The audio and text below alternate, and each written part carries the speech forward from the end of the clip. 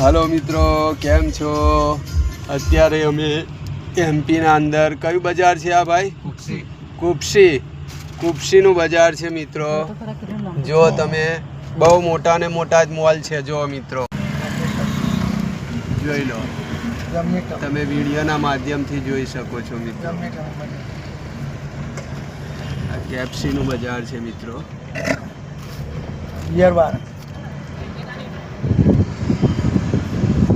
બહુ મોટી મોટી દુકાનો છે અહીંયા. જો મિત્રો